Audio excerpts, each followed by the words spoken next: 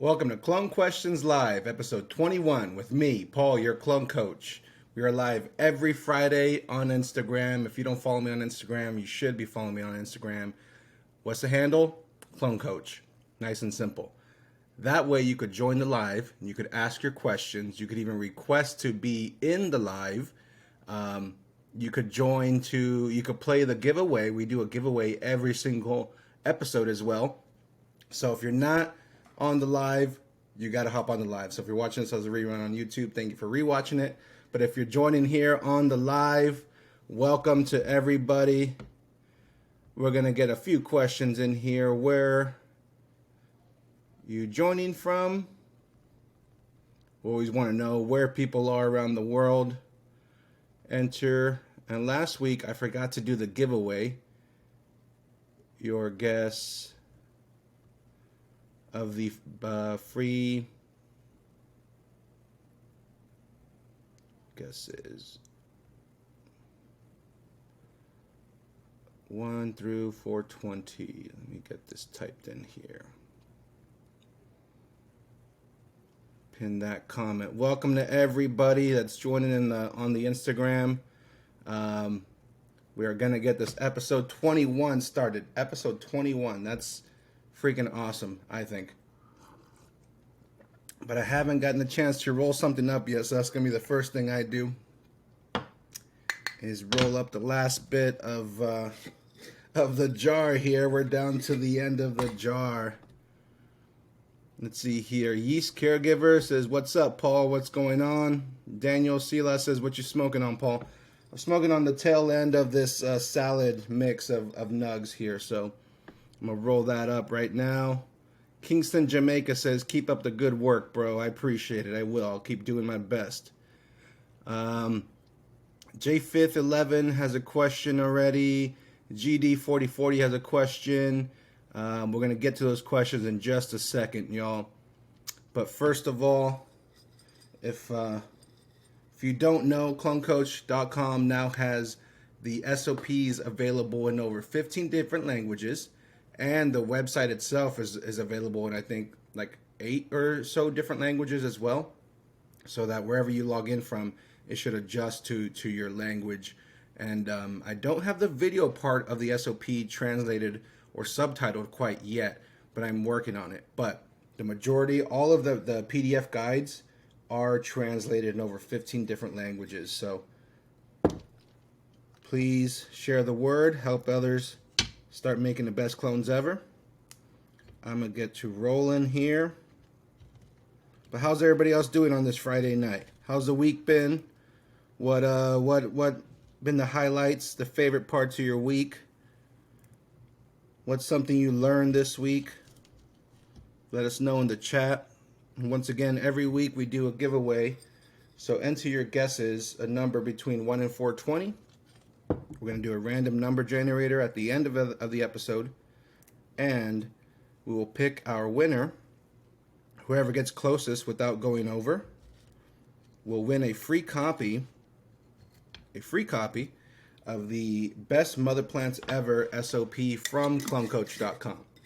So that's one of the added benefits of being able to join the live on Instagram every Friday, 5:30 Pacific Standard Time.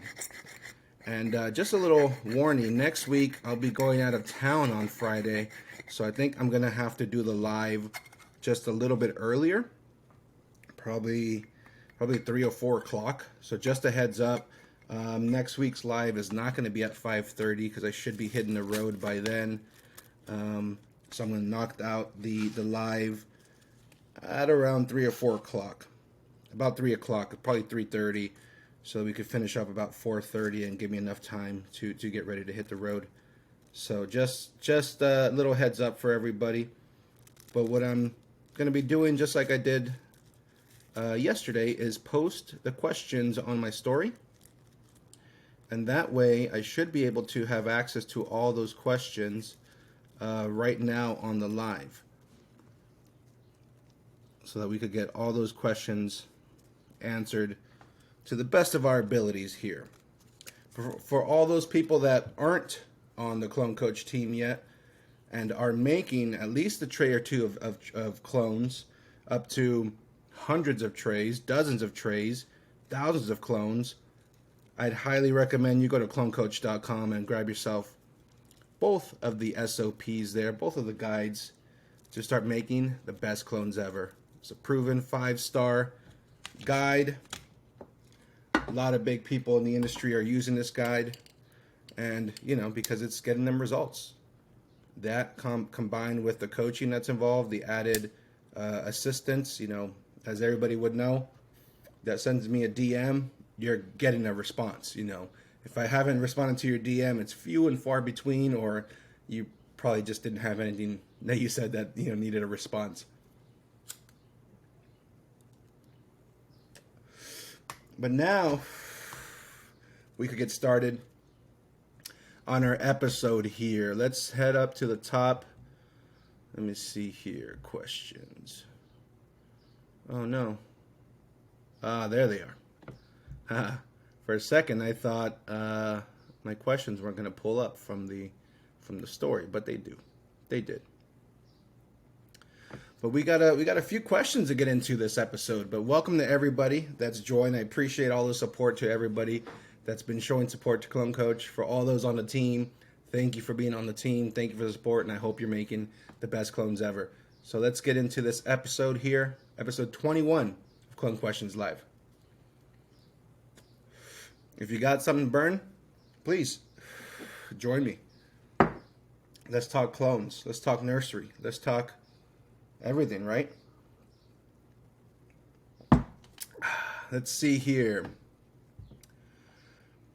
First question, J511 says, why does the humidity in my dome not drop below 99%, even won't be vents open? How do you slowly lower the humidity?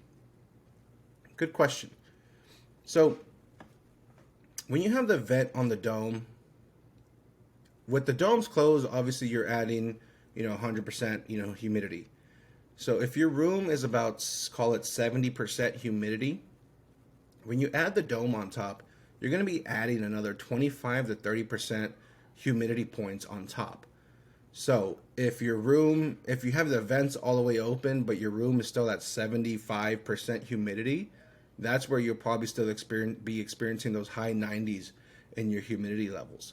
So that could be the difference maker for you. Maybe the room itself that the clones are in is too humid, so you combine that with the dome on top of a tray. Even with your vents open, you're still going to be in the high 90s, because I like to start in the low 90s humidity wise.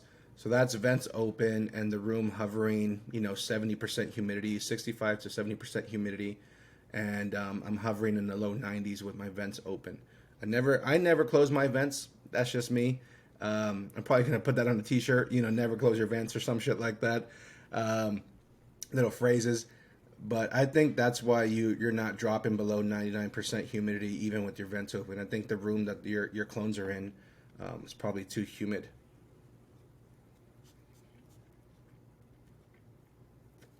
GD4040 says, top clones or older, lower clones? That's easy, y'all. Tops. The freshest, newest, most vigorous growth underneath the light that is having the most transpiration, most photosynthesis. That is what I want to transfer onto the next stage of veg. That's eventually going to make its way over to flower. So I want to choose the best of the best. So for me, it's the top clones. Let's see here. We got Arizona, Las Vegas, Orange County, Bay Area, Rhode Island, LA. That's going to Michigan. See here, El Cheapo 407 says, my clones keep turning mushy and dying. You're not alone, El Cheapo. You're not alone. All right. A lot of people have experienced that, and I'm going to assume you're keeping your domes on your trays for days on end. It's gonna be my assumption. If you really want to address that problem and see quick results, then go to clonecoach.com and you can grab the 14-day quick guide. That's the 14-day summary. It's a single page portion of the full version of the SOPs as a quick guide to get your results, night and day results right away. If you're experiencing mushy and dying clones, that quick guide is going to bridge a big gap. If you do grab that quick guide, it comes with a discount code to apply towards the full length guides with the training videos and the coaching call to really get you the full results. So you don't have to suffer with your clones. You don't have to accept mushy clones ever again. You don't have to do it. Head on over to clonecoach.com and solve those clone problems today. Let's see here. We got Detroit in the house. We got Erdaway in the house from Bomber. Nice. We got Oklahoma. We got a lot of guesses for the giveaway.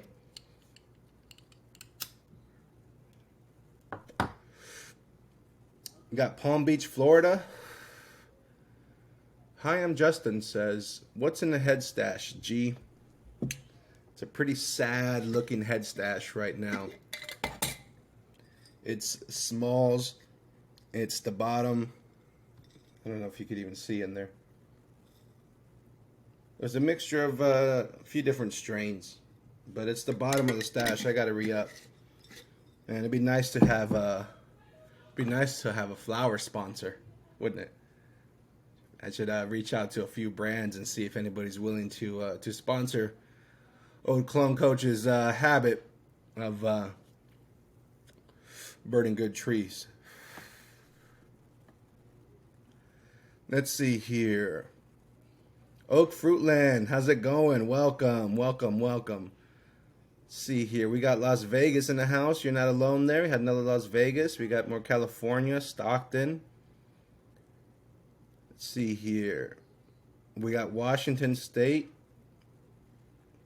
Seaweed cannabis. That's a few political comments, man. Come on. This. I'm not political. I don't want to see it. So if you keep it coming, we're just going to ask you to leave, my friend. Let's see. We got upstate New York. Maine in the house.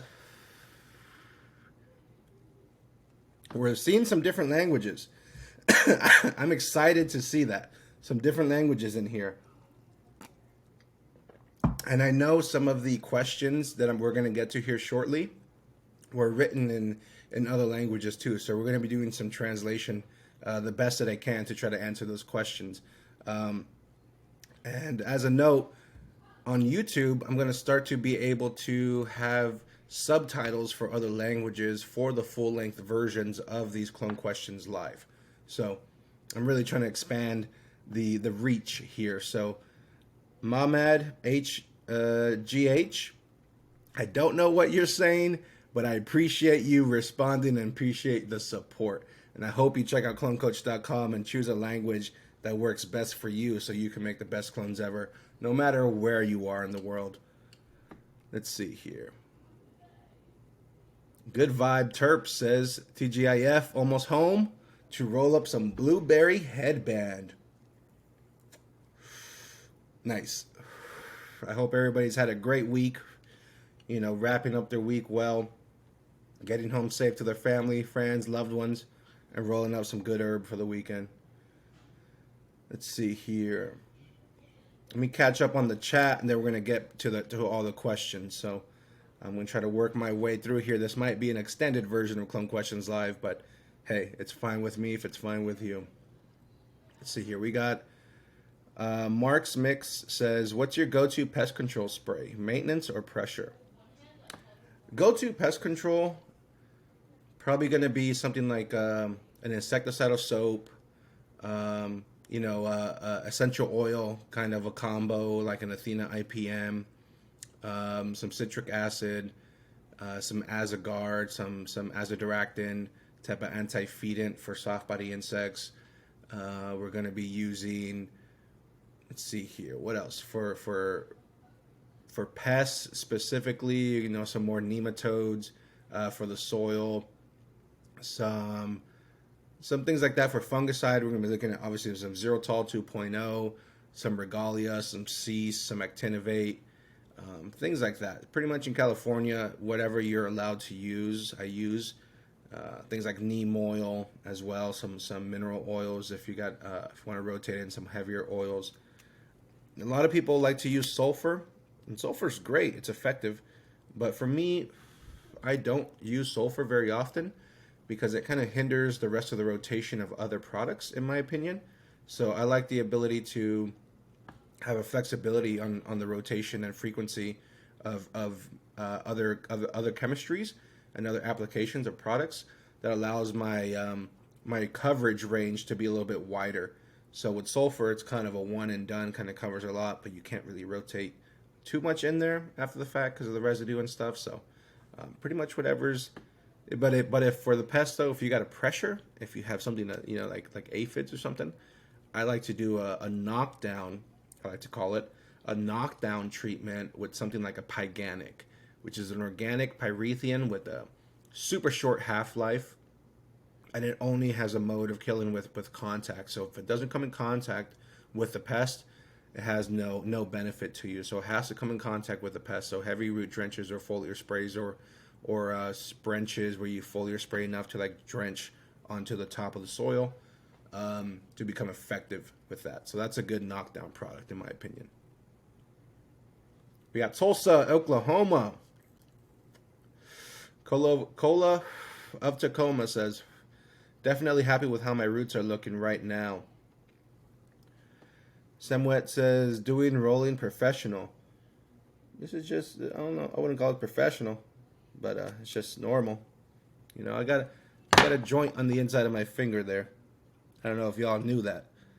A joint on the inside of my finger. So I could do one of these, you know, and always have my joint with me.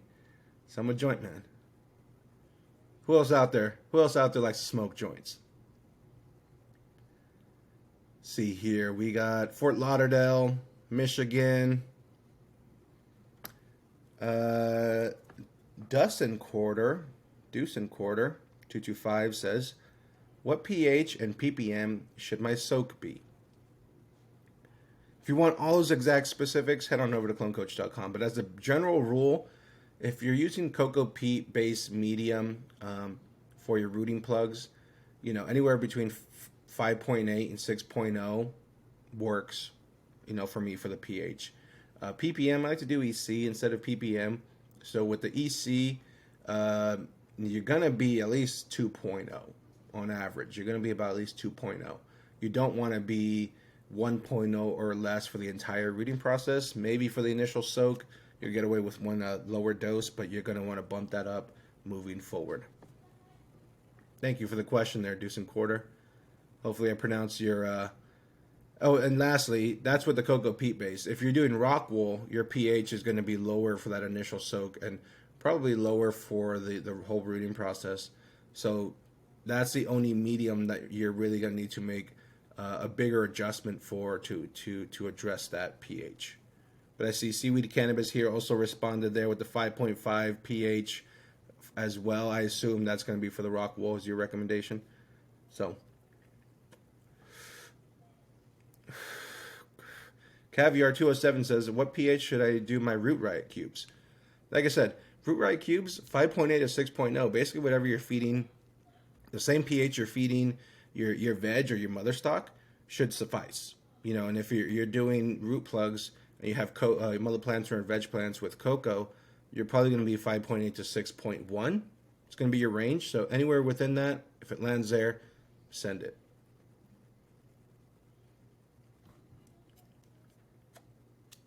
Some people say 5.6 for that Root Riot. I don't like to go lower than 5.8 on the Root Riots. That's just me. But, you know, give it a shot yourself. Good Vibes Terp says, what am I smoking on? Salad mix. Bottom of the jar salad mix. You know, I gotta re-up here. Let me scroll through the chat, see what everybody's saying here. Let's see here. Let me catch up. J5th11 says, why would some of my clones wilt in 99% humidity and 75 degrees? They were going to wilt because they're in 99% humidity with 75 degrees. That's why they're wilting day after day. If you're trapping that environment with the dome on top of that for days on end, that's way too humid and too cold for the propagation stage, leading to damping off, basically root rot, stem rot. Your plants are going to wilt over and basically suffocate from the excess amount of humidity with the lack of warmth in your clones. So that's what's happening to you.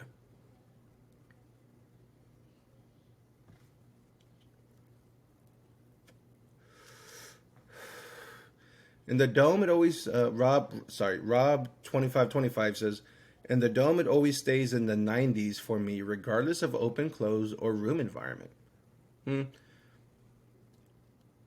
I highly doubt that if your environment was at 50% humidity, that your dome is going to have 90% plus humidity with the vents open. You're gonna be close. You know, you'll be in the 80s. Like I said, you gain 25 to 30 points of humidity with that. So, you know, do the math, right? Do the math. But, you know, it's a little tricky to say that either that or you're too cold as well. You're kind of trapping and you're not getting any evaporation happening or something. VXA232 says, older lower clones have the least genetic drift. I'll disagree with you. I don't agree with that. Let's see here. And VXA232 says they're chiming in from North Korea. That's interesting. I still don't agree with what you said. Triple G says, what do you soak your cubes in? It's going to be a combination of an NPK base.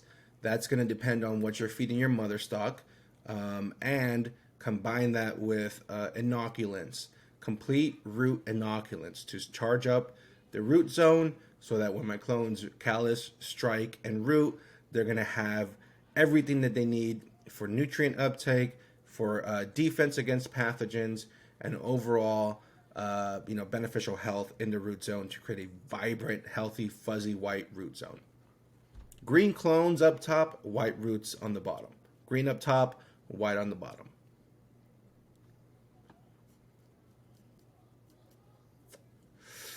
Let's see here. B. Chase says, D6 paintballers produce D6 clones. You're funny. Let's go play paintball. ASG. Let's go. Let's go do a one-on-one. I mean, I'm not a professional fucking paintball player, but you know, it's always good to have a challenge. And if you play paintball, let's go play. B. Chase, see you out in the field.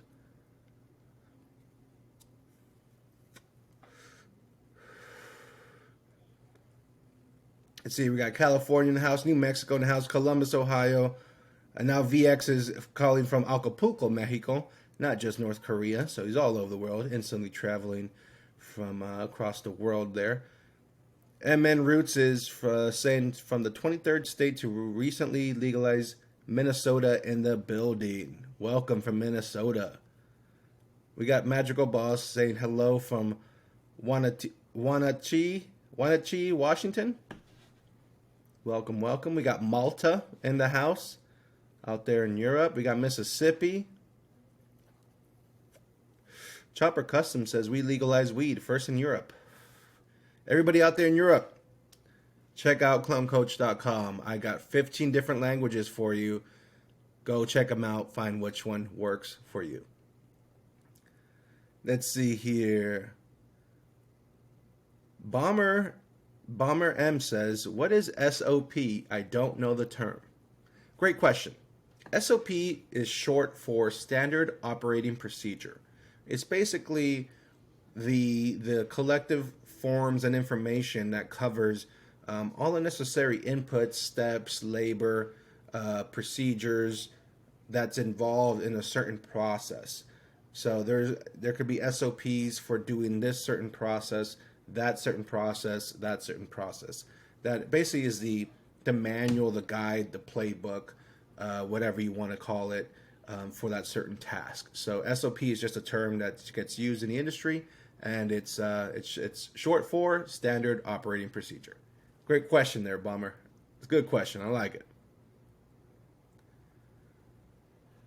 Let's see here. Scrolling down, catching up on the chat. I'm a little bit behind, y'all. Toronto, Ontario. We got a lot of activity in the chat this episode, episode 21, Clone Questions Live. Let's see. Haven't even gotten to the questions from the story yet.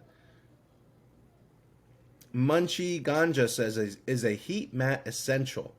Not essential unless you are in an extreme environment, such as a snowy environment.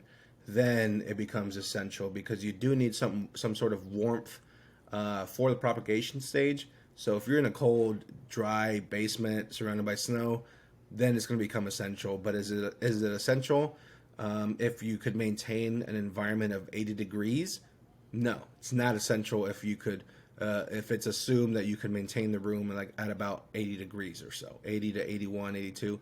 If you could have that, you have enough warmth for your root zone. Daniel Sila says, what temp do you think is best for clones? Like I just mentioned, call it 80 degrees. Call it 80 degrees. Wonger59 says, what's your preferred clone plug? It's going to be a cocoa peat based plug, usually pre-filled tray. There's a few brands out there, a few different manufacturers out there. And honestly, I'm trying to find one that will be the right one to work with to bring, Clone Coach branded plugs to the market. So whenever I get asked this question, I can refer you to the exact one that I recommend and use if that's what you're looking for. So that's my preferred choice.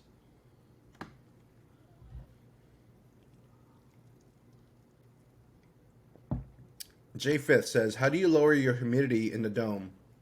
Outside room humidity about 60%. J Fifth, I like the questions. I love the participation. But if this is what's going on in your mind, and these are the questions you're having, and these are the things you want to address, do yourself a favor. Go to clonecoach.com. If you want a discount code for $50 off, use code 15K. 15K, you'll get $50 off your entire order.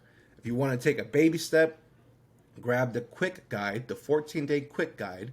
That'll cover your 14-day processes, right? And it's a snippet from the full version of the guide. It doesn't come with the coaching call and stuff, but it does come with a discount code to apply that purchase price to the full version of the clone guides as well. So if that's the questions you're having, I highly recommend grabbing the guides at clonecoach.com. Let's see here. All right, let me catch up on these questions here from the story. The first one looks like it's in Italian.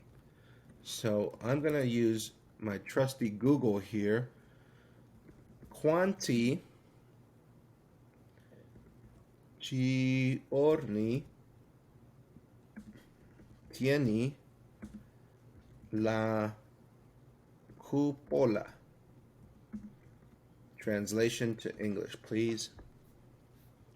Quanti, let me hear Google say this for us. Quanti giorni tieni la cupola? That means, how many days do you keep the dome? Good question. So the dome has a certain dome protocol. So the simple answer, it's going to be 12 to 13 days. So 12 to 13 days. Translate it to Italian. Come on. I want to say 12 to 13 days, but there is a specific protocol.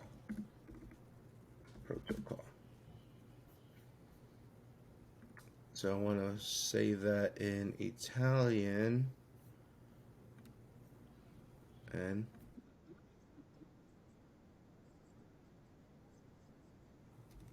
one more time.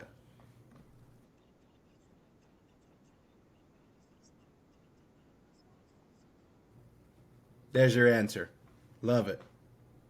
What'd you guys think of that? Let's use Google here. Help us with these translations. I love it. I love languages. Languages are fun. Languages are fun for me. Who else out there enjoys learning other languages and trying to, do things like this. Anybody else out there like to play with languages? I do. But let's see. That was Italian. So I hope whoever asked that question sees this and has their question answered. Next one. Thoughts on the Athena clone tent? That's a simple one. I just did a reel on that. So go scroll back a few reels, like maybe 3 or 4 reels, and you'll see a reel on the Athena clone tent. So let's see here. Next question.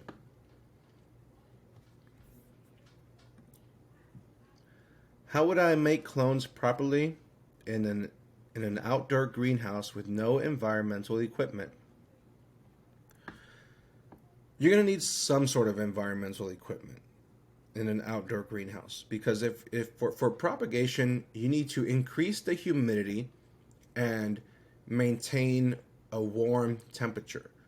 However you achieve that, that's what you need to do. Those clones, any sort of propagated cutting, is going to need extra humidity that is maintained and ideally reduced throughout the entire rooting process. So you start higher, you end lower, and maintain warmth throughout the entire rooting process. That's going to give you the best odds of success. If you're too cold, you're going to slow down the process. Your odds of success are going to go down. So how would you make clones properly in an outdoor greenhouse with no environmental equipment? Do your best to maintain higher humidity and maintain a little bit more temperature, call it 80 degrees during that process. Do your best to achieve that, and that's how you can make the clones properly.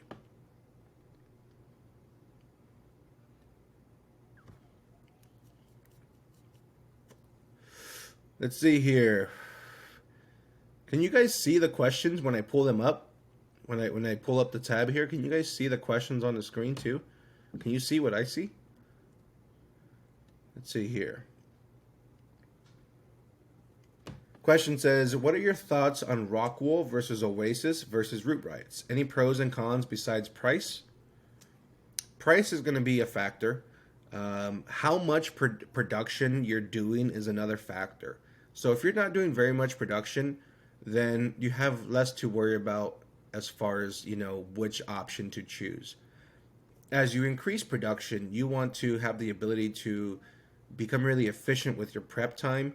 So ideally trays that are pre-filled or a full slab will kind of achieve that happy medium as far as becoming a bit more efficient. When you're doing less, you could do the individual cubes. If you're doing a lot of production, individual cubes, that just adds a lot of labor, which I don't like to recommend. So the more that you do, the more you'd probably want to switch your medium. If you're sorting a lot of clones for like sale, then the full slabs will slow you down because it's all one slab of 50 clones, and ripping apart and taking out and sorting is kind of a pain in the ass. So if you're sorting clones a lot, then you probably want to go something that you could have in individual cells. But if it's for internal use and you're just kind of grabbing and transplanting, the full slabs, be it oasis or rock wool, could be a good option for you. If you're like the individual cells and you like the pre-filled option, there's some cocoa peat based trays out there that are pre-filled.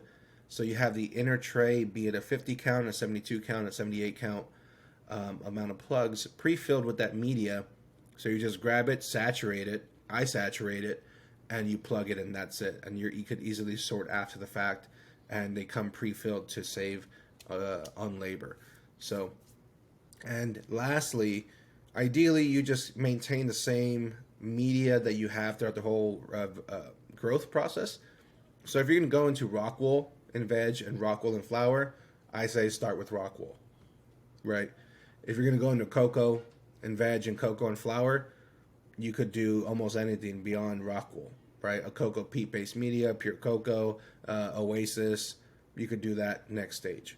So kind of depends on what kind of media you're going to have as well in the next stages, to kind of pick your best there. Good question.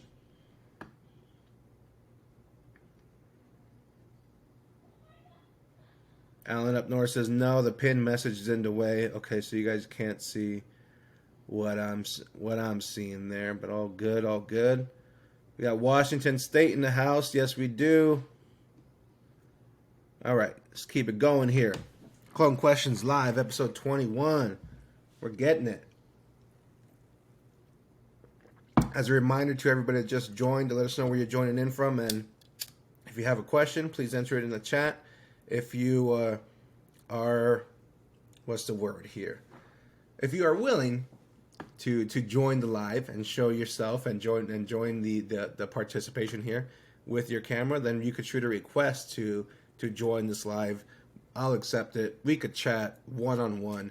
We could get your question answered, or if you just want to, throw some support out there and get your face out there, then you could do it.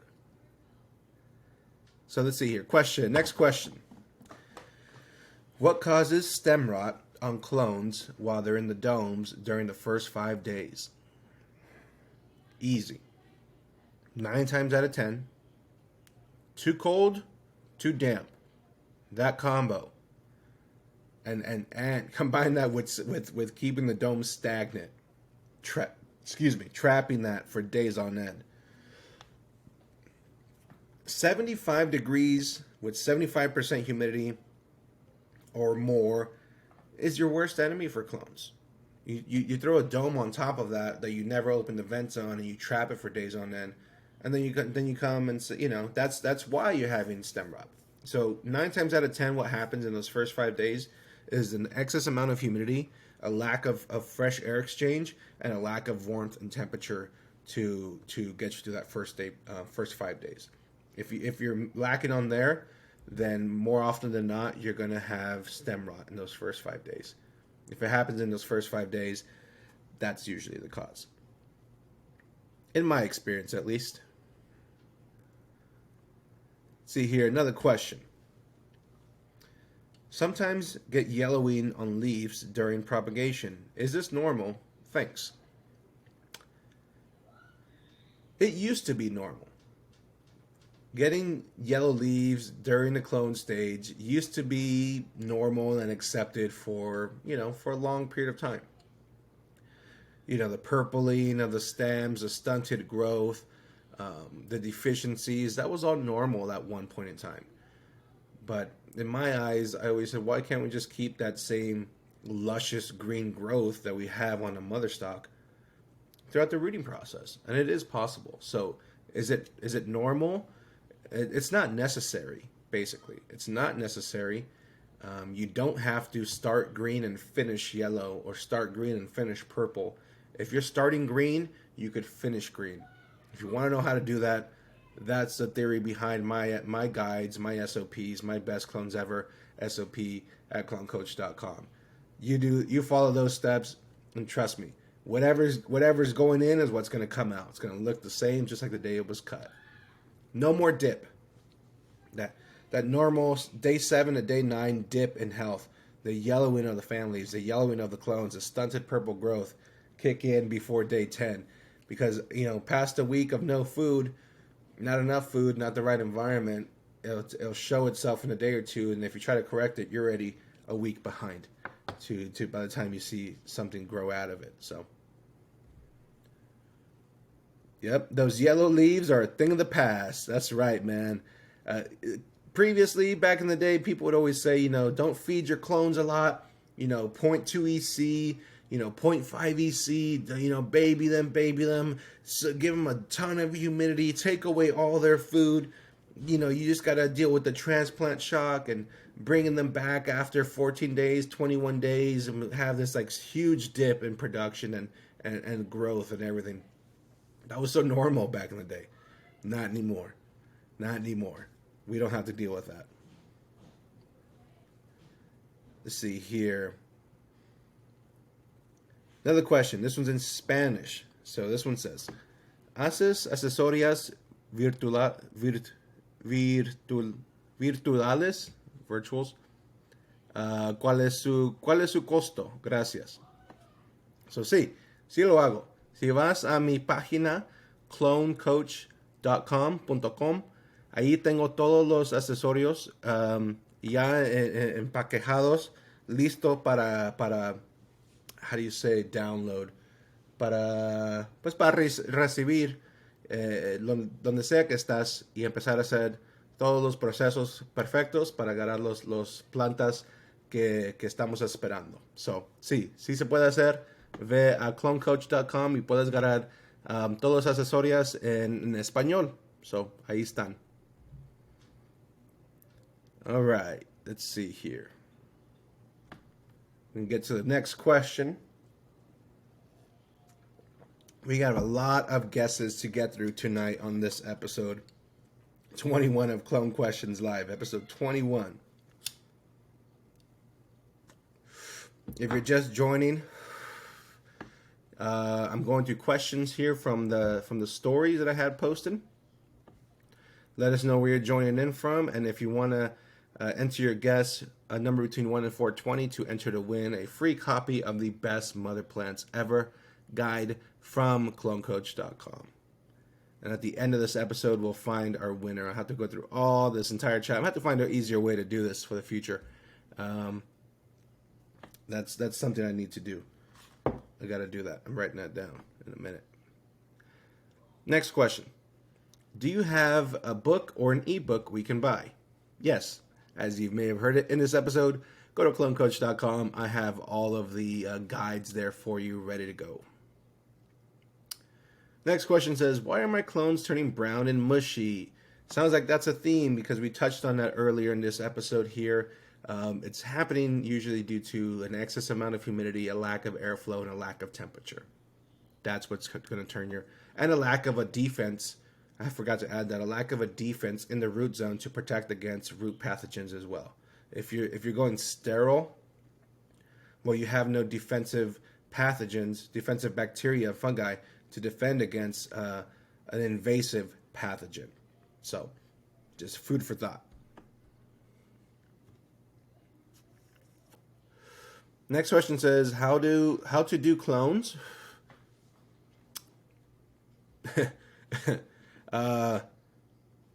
Just watch all my videos, consume all the content, and you'll be just a-okay, I'd say.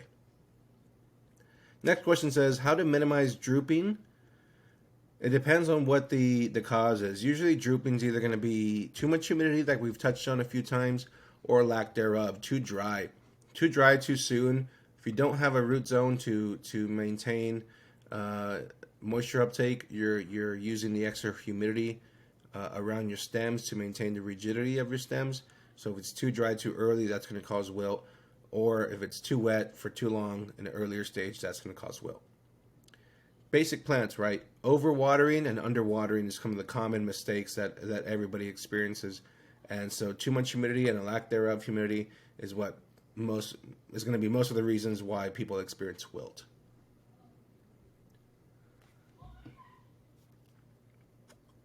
So let's see here, going through the questions, catching up. How to do clones, how to minimize drooping. What lights do you use or recommend for clones? Any sort of 4-foot strip LED light in a cool blue spectrum is gonna suffice. There's if you find that and that's either a Lux light or a random LED light or a random light from Amazon, whatever it is, if you're achieving that, 9 times out of 10, it's going to be just fine for your clones. Ideally, when you set up your lights, you have about at the level of the domes, you're hovering about 150 ppfd as far as light intensity goes. So if you're able to achieve that, cool blue spectrum and stuff, then you're going to be just fine. And ideally, I mean, you may or may not notice that I'm kind of dodging saying what specific brands of products. That's a bit intentional, because ideally, not everybody has access to all the same products. First of all, and not all the products are, the same. And I want to get to a point where I'm able to recommend something confidently that everybody has access to and stuff. But I take it just a generic step and say, as long as you're achieving these parameters, most any brand in that range should be good.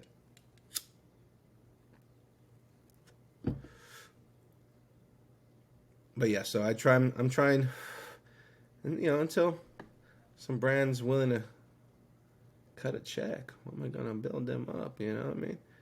Yeah, that's just me. I don't know. I'm trying to build something here. Question says, next question from the stories says, why is it best to take all cuts off of moms and not veg plants headed to flower? Well, in my opinion, it's really easy to have enough mother stock to produce the amount of clones you need for flower. That's not difficult. Some people would say you need to dedicate a whole bunch of space and a whole bunch of... No.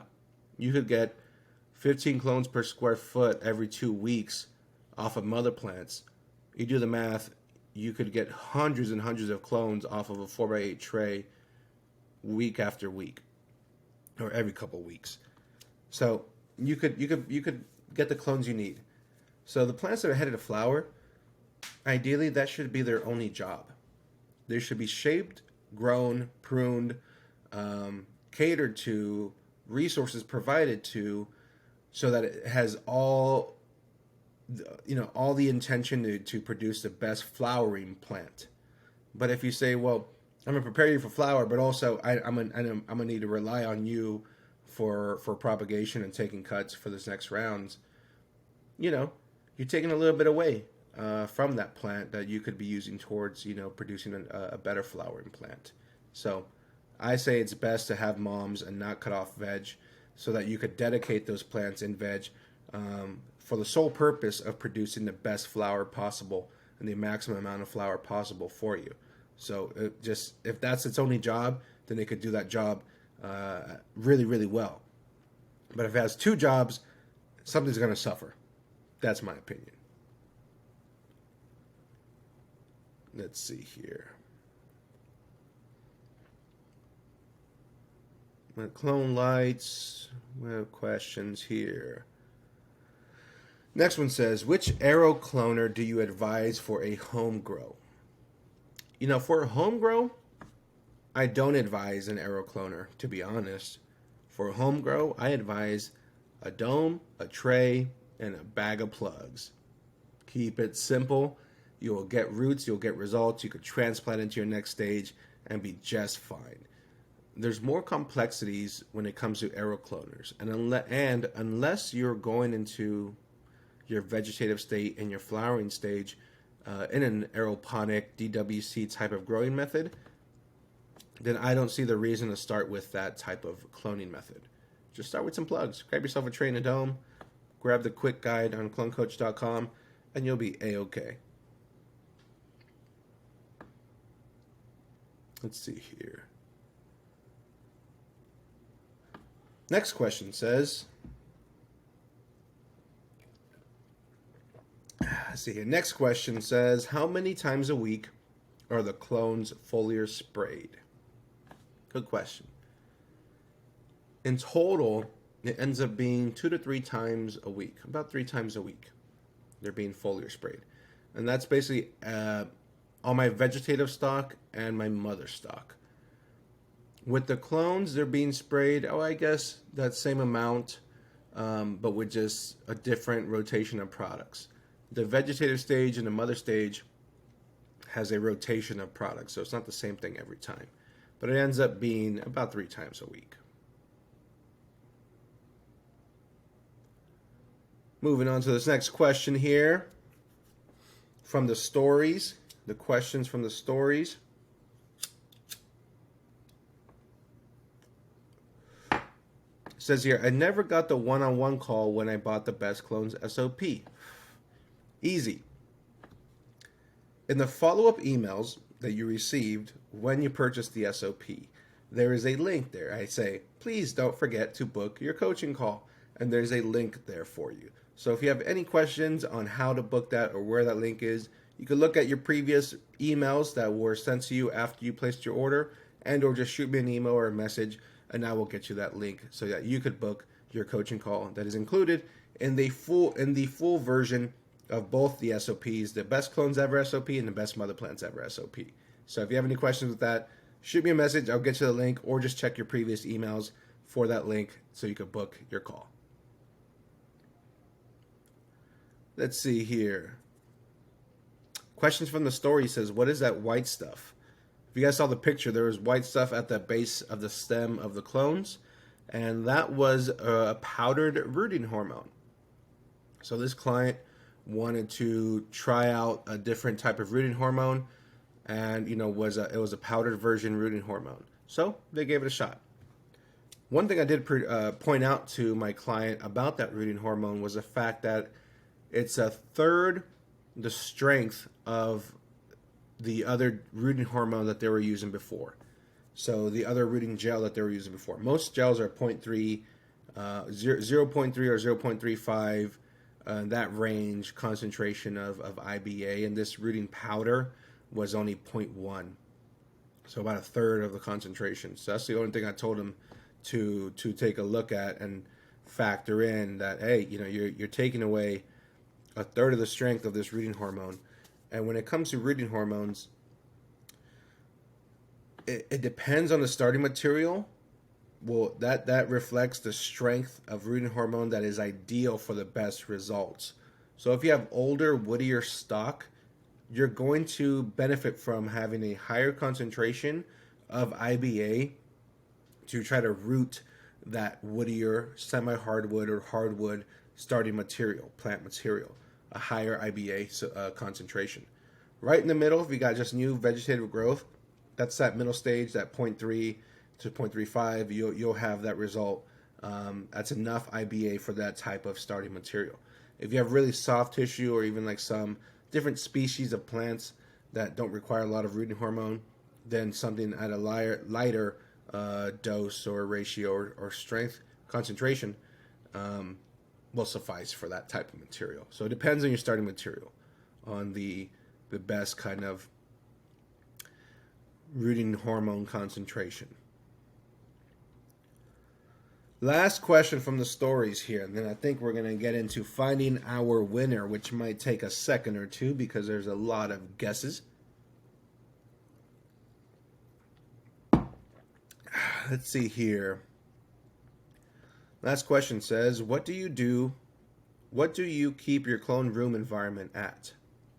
Easy. 80 degrees, 69% humidity. Keep it steady. Keep the lights turned on 24 hours a day. With that, life is pretty easy. It's easy to maintain and get the results that is needed, and that is needed, basically. So everybody else that's in here, if you guys got any last questions, now is the time. If you're even ballsy enough to request to join the live and join the live for everybody here to see, you could ask your question that way, or just participate real quick. If you do so, you'll probably get a little gift from me. Just FYI, the last few people that have done it, I've given them a free copy of the 14-day quick guide from clonecoach.com. So, any last chances? Anybody else want to ask their question? Request to join the live right now, and you'll get a free copy of the 14-day quick guide from clonecoach.com. But in the meantime, it's about time to wrap up the end of this joint here. That should be the end of the episode. We're going to, let's see here. I'm going to run out of battery over here soon too. Shoot. Gotta get that computer plugged in. Got a mess of cables. Oh, we got a request. Hell yeah. Conscious Cultivators. We got a request to join the live from Conscious Cultivators. It usually takes a second. Yeah, buddy. There it is. Joshua, Conscious Cultivators. Joshua, how are you? I haven't seen you. I've posts and stuff. I saw you live right now. I had to say what's up. That's awesome what you're doing, helping people out, getting things going. I'm in my little clone room here. Hell yeah. Conscious cultivators here in Oregon. And yeah, I kind of had a question for you. You said if we had questions, right? Yeah, 100%. I wanted to know your opinion. I was going to type it, but then you said, hey, join live if you want. But I wanted to know about, keeping mother plants going for a long time versus, let's say, years, 5 to 10 years, versus cloning a clone of a clone of a clone. You see what I'm saying? Like a 10-year-old mother plant versus, you know what I'm saying, like taking new clones every round. How do you feel about that? I debate that still. I've been cutting clones for 20 years. I'm still debating that. I've kept clone mothers going for about 20 years now, which is kind of crazy. And I'll show you guys some of them if you want. But yeah, I want to know if anyone has any actual like scientific data, or if you got any knowledge. It seems like you would, but. So you're on the side of keeping plants for years, decades? Like the same plant. So let me clarify. I have done that, but I've gone back to, I don't think there's genetic drift from cloning a clone of a clone. Right. I'm not feeling that anymore. Right. I kept them going for years when I thought that was a thing. Uh-huh. So I don't think it's a thing anymore because we get killer stuff. Actually, our Orange Blossom and our Juicy Fruit just won the Oregon Leaf Bowl, Oregon Leaf Magazine Cups, and those are two of my oldest strains. I kept going as clonolines from 96 and 98. Hell yeah. At first, I kept mother plants going. I break soil away, repot it, because they get too big after a while. You got to repot at some point. Right. So you break all the soil away. It'd just be going into shock. It was trouble for it. I think that was worse than just cloning a new mom. So here's my opinion. Here's my thought. Tell me what you think. So it is possible to keep a mother plant going for an extended period of time, but what that entails is you have so much more work to do to keep that plant free from pest and disease, and keeping a harmonious balance between the pruning on the foliage and the root zone being pruned or not. That like transplanting the same pot, or breaking up the roots, or having air pots, fabric pots, so that there's a balance between. But the longer you keep a plant around, the just harder it is to keep it perfectly healthy for an extended period of time. So it's just so much easier to rotate fresh stock, and it's more manageable in the room. You have smaller pots, less media for bugs to thrive in, easier to manage and carry and pick up and clone, not have a huge mother that you got to stand on a step stool on. Like, all that stuff just makes life a little bit easier. Like a new mother. This is just in cubes. Yeah. I just pick a new mom. Like, this one's more vigorous than all the rest of that side. This one's this side. I'm like, that's the new mom now. Yeah, 100%. And I don't. That's what you're saying, kind of, right? Yeah, just clone after clone, repot that, and keep that going. Assuming that you're keeping it healthy as possible, right? If that plant is not stressing and has every defense that it needs, it's just a healthy, vigorous plant, it's going to thrive. And especially with veg, it doesn't know any different. It just stays in a vegetative state. It doesn't ever trigger. Yeah. So I'm with you on the genetic drift not really being what we thought it to be, right? What it was assumed to be. Genetics better now, right? Like now with science over the last 15, 20 years, we understand genes are genes. Yeah. I mean, there is mutations, but I find those mutations more come in breeding. And external factors, right? Like external viroids, viruses.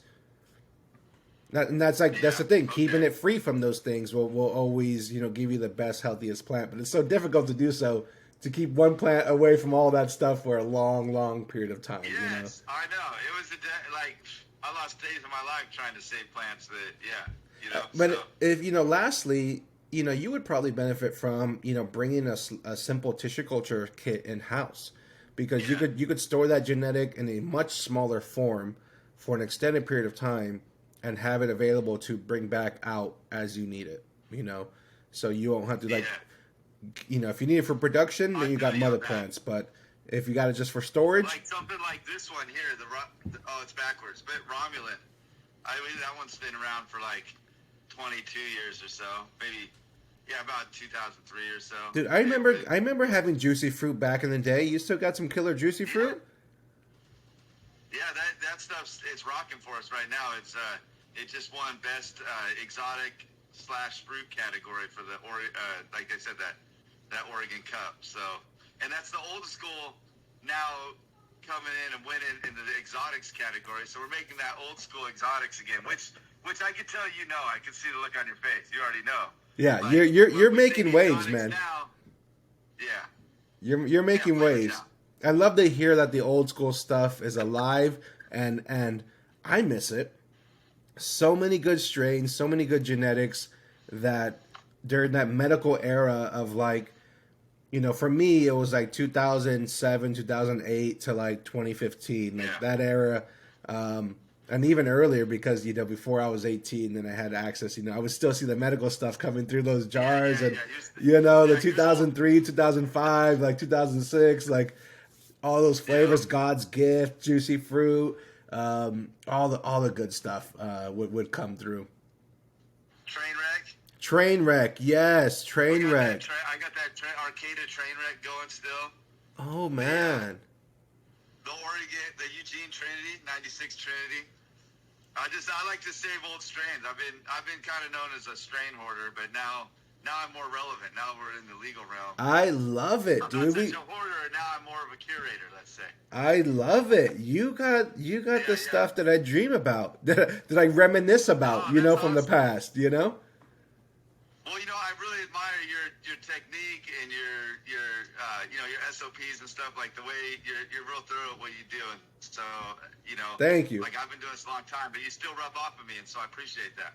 You know, it's a path that I'm on that I'm loving and I'm helping and I'm making a difference in other people's gardens, and it's like I get to meet people like you, get to have this kind of interaction here, and dude, I wouldn't have it any other way, you know. This is awesome. This is an awesome chance meeting. Like I just was like, hey, I need to take a break. Let's look at my phone. You popped up. It's awesome. Hell so, yeah! What was your name again, man? Yeah, Joshua. Joshua. Yeah, Joshua Stroud. Conscious Cultivators. Conscious Productions in the reggae world. I throw festivals and stuff, but you know, just like to grow the dank. We have a little nursery going here. You know, I got like about 400 plus strains in clone only form, like ones we all, you know, the legends we love and new ones, and then you know, I just try to keep that diversity going because that's really what's going to keep, you know, the industry going long time. You know, we all know that in agriculture, you know. Corn crops, rice crops, all these different kind of food crops became from like 150 varieties plus to down to like 3 or 4 varieties at times. Right. And you know that if that happened with weed, I'd be crying all the time. Honestly, I'd just be bummed. I'd be like, man, we're smoking wedding cake again, and that's all we got. Right. You wedding cake, ice cream cake. No one wants that. No one wants that. Come on, people. Ice cream cake, like, runts, wedding cake, and that's it. Dude, Joshua. What's that? I was just playing off of your thing. I was saying ice cream cake, wedding cake, runts. You know, that's the same. You know what I mean? Yeah. Well, dude, we're like minded. You know, you play some music too. You play instruments. I don't play instruments. I more produce the shows and stuff. You know, the arranger, the producer of the events. We had Earth Dance Festival here in Oregon last year. Reggae Fest in the past, Tayberry Jam, Reggae on the Mountain coming in Saginaw this year. That's also a sustainability and permaculture conference. We got music all night. That happens just outside of Eugene. Everyone's welcome. Hell yeah. About it, but yeah, I don't want to. Well, everybody that's here, check out Conscious Cultivators. Check him out, Joshua. He's winning awards. He's holding genetics. He's producing shows. If please shoot me a DM. I'm gonna get you that free copy of the quick guide, the 14-day quick guide. Give it a shot. Test some trays. Let me know what you think. I will. I will, because we're always. At times I thought I was stuck on like, oh, I know what I'm doing, but no, I sense change. I learn every day. You know, so that's the way to stay relevant in this market, everybody. You don't think you know it all. Right? Just keep an open mind, you know, and see for yourself. That's all you could do. But lastly, when you shoot me a DM, I'm gonna shoot you a request. If you would be down, I would love to have you on a little interview. I'm recording interviews with industry people, creating a little podcast here, remotely to start off with, and eventually get myself a studio.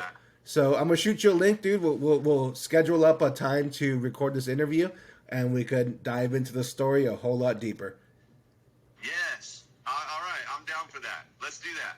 Hey, thanks for your time today, and keep up the good work, man. Thank you, Joshua. Enjoy the rest of your Friday, brother. We'll talk soon. Shoot me that message. All right, bless up. Yeah, give thanks. All right. Bless up, everybody. Say, have a good night, man. Fucking A. Joshua from Conscious Cultivators. Thank you for coming through. See, that's the kind of stuff that happens when, let me see here. Let me join this is a pheno hunt here. I thought I logged off, but yeah, I just flipped around. I'm looking at my pheno hunt. This is future strains. Oh, you're still... I got stuff too. Look at all these prime cuts I gotta cut. I'm like behind on cloning here. I can't see your screen. I've got a little glitch going here. Oh, that's all right. That's all right. I'm trying to leave here. There we go. There we go. Hell yeah. Check out Conscious Cultivators on Instagram. That was Joshua.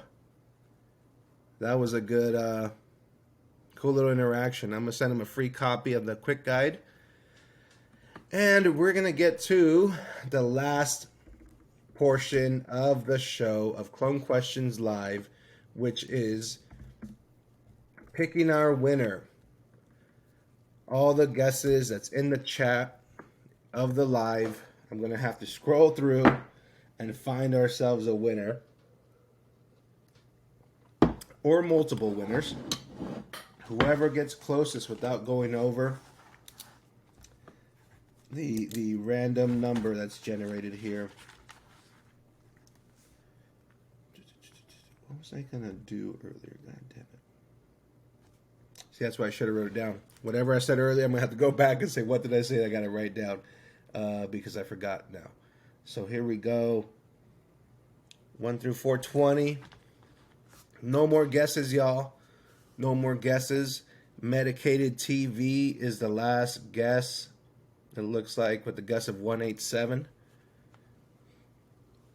No more guesses. I know there's a little glitch, so there'll be one or two that peeks through, but answer your guess now because we're going to cancel this shit and I'm going to move up the chat so I won't be able to see your guesses, any new guesses that come up because I'm going to start from the bottom and work my way up to the very beginning of the chat. So, let's see who's going to be our winner here.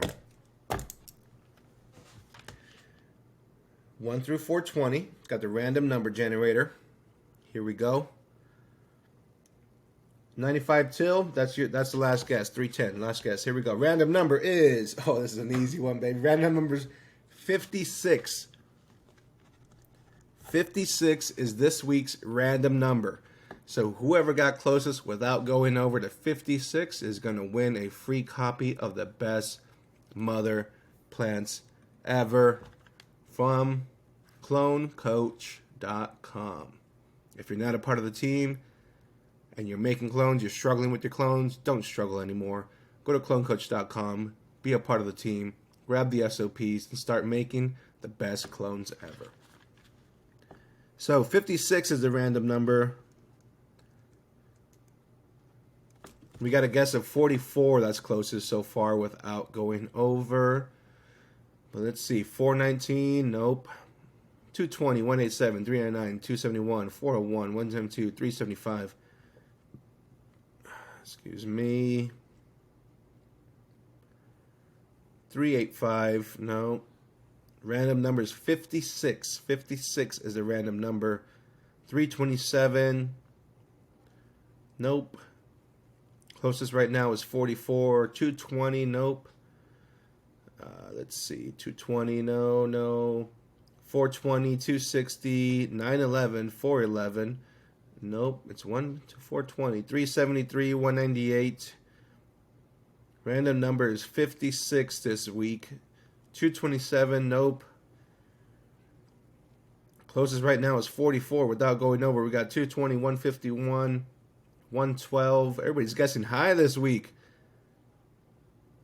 Everybody's guessing high. Let's see. 421. Nope. 420. It's between 1 and 420. Why would you guess anything above that? Let's see here. 273. Nope. 34. Nope. 144. 237. Nope. 160. 91. 110. 389. 87. 410. 147. 89. The random number is 56. Number 26. 285. Nope. 111. Nope. 333, 240, 225, 222, 365, 369.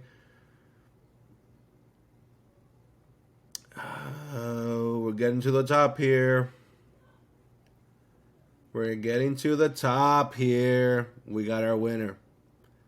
Our winner is...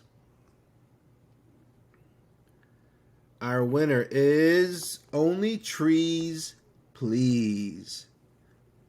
Only Trees Please. With a winning guess of 44, got closest to the random number of 56, and did not go over.